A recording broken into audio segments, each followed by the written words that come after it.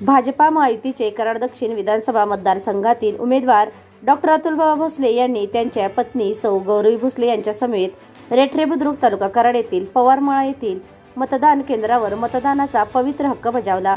तसेच कृष्णा सहकारी साखर कारखान्याचे चेअरमन डॉक्टर सुरेश भोसले, सौ उत्तरा भोसले आणि श्री विनायक भोसले यांनीही या केंद्रावर मतदानाचा हक्क बजावला।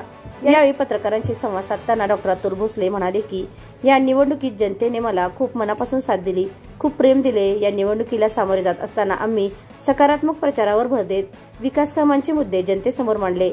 भविष्यातील 5 वर्षात या मतदारसंघाच्या विकासासाठी व लोकांच्या प्रगतीसाठी काय करता येईल याबद्दलचे विजन मी मतदारांसमोर मांडले।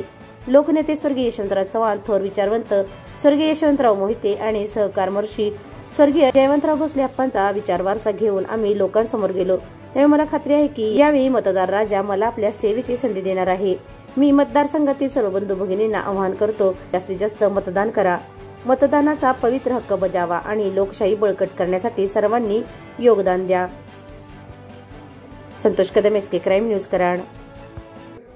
विधानसभेच्या निवडणुकीला सामोरे जात असताना मी मतदारसंघातल्या सगळ्या बंधू भगिनींना आव्हान करतो की जास्तीत जास्त आपण मतदान करा, मतदानाचा पवित्र हक्क बजावा आणि लोकशाही बळकट करण्यासाठी सगळ्यांनी मिळून आपण योगदान देऊया।